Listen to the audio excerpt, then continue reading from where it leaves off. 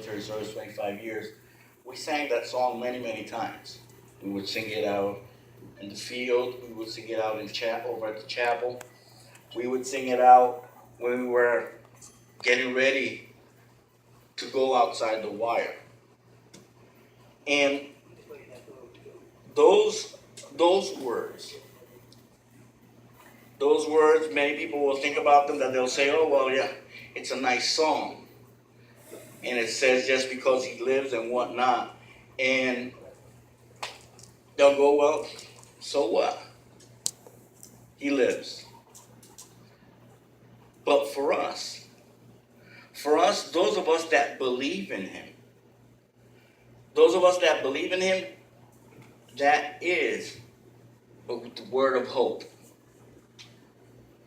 That no matter how bad it gets in our lives today, there is hope for tomorrow. And the thing is that hope, that is a strong word, and one that many people, and we see it today, every day in the news, we read it when we read from any one of the newspapers, how many of our brothers and sisters perish every day by their own hands because they lost hope. Because when they came back from the battlefield, doesn't matter if it was Vietnam, it was Grenada, Somalia, Desert Shield, Desert Storm, or the Sandblasts as it's called right now, Bosnia, Kosovo, it doesn't matter where they came from. When they came back, they were expecting some things, but nobody took into account the stuff that we went through while we were over there. And unfortunately, I was talking Saturday with some vets up in Merritt Island that we went to visit with them. And the main complaint was that people don't understand us. They look at us like we're weird. And because of that, I can't land a job. Because of that, I can't go to school. They tell me I need to do something with my life. I need to go to school, do something, but they won't send me to school because they say, well, you're too messed up. And that song is beautiful because it tells us that no matter what, there is ultimate victory. I have a friend, Pastor Ted Marshall. He was a dog handler during Vietnam. And I love his favorite saying is, it don't matter how bad it gets. I know how the story ends, and we win. And we need to be reminded of that by songs like this one, because he lives. See, like the great thing about Jesus did what no man or woman in history has done then or since. That is that he gave his life willingly for us, and then he took it back. See, he didn't just die and remain in a tomb over there in Jerusalem. He rose. He rose. And many people go, and there's a lot of theological debates regarding this. Well, did he rise? Didn't he rise? Somebody stole his body. The disciples did it. And truth of the matter be told, it doesn't matter. He's not in that grave. There's no bones. There's no dust. There's no DNA that we can check through to make sure that he isn't there. He's not there. Muhammad, everybody else that started a major religion in life, their bones have been found. They've been cross-referenced. The only one that hasn't been found was Jesus. And the great thing about this, and I have it up there.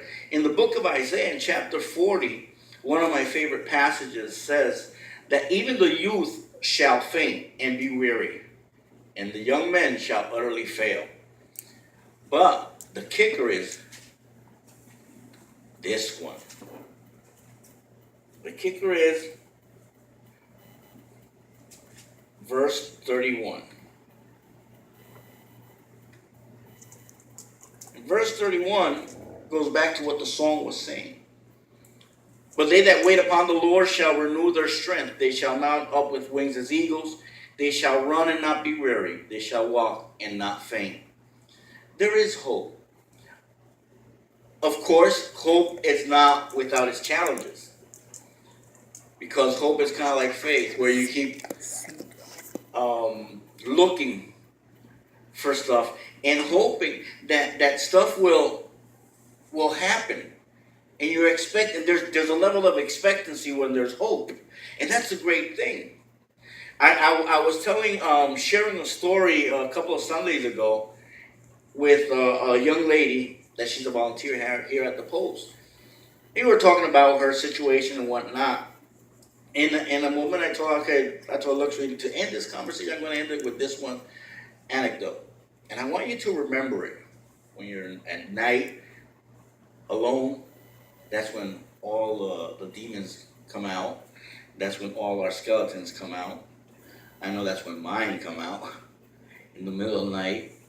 That's when everybody that I've lost, be it in the battlefield or on a table, they come to visit.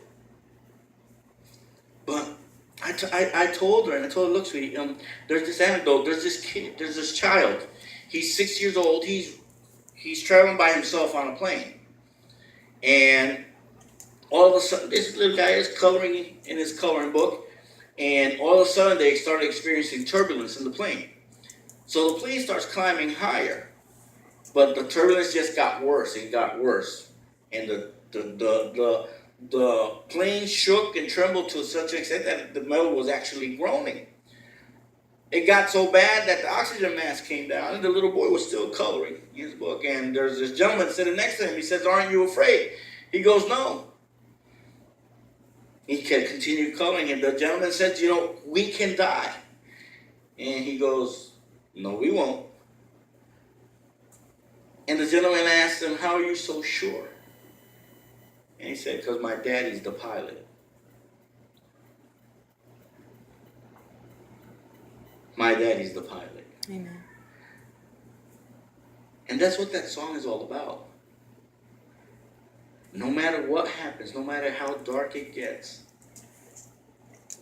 no matter how many times the past comes to visit us, no matter how many times we are reminded of what broke us in the past, we can stand up and face that. Smile at it and say, because he lives, I can face tomorrow. And we can tell our past, you knocked me down. We can't erase that. You knocked me down, but you didn't beat me. There's hope. And hope is a powerful, powerful, powerful thing. I remember every time we went out of those missions, as a medic, I took a lot of risks. And every time I had to go after somebody, before I made that mad dash, I would shoot a quick prayer.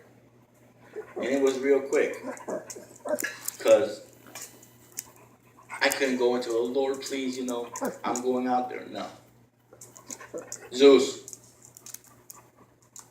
thank you.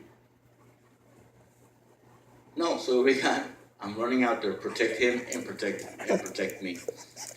And for 25 years, he did that. I wasn't the most deserving man, because the Lord Almighty, I've screwed up so much, it's not even funny. I've done things I'm not proud of. Seen things that I'm definitely not proud of. But because of that song, because of what he did at Calvary, what he did 2,000 years ago, Casey lleva la fuera. Necesitar al baño. Because of what he did over there, is that I'm here today. Because of what he did over there, not just on that cross, but all throughout the 3.5 years that he spent of ministry here on earth, because of what he did, is that I'm here today. That's why you're here today.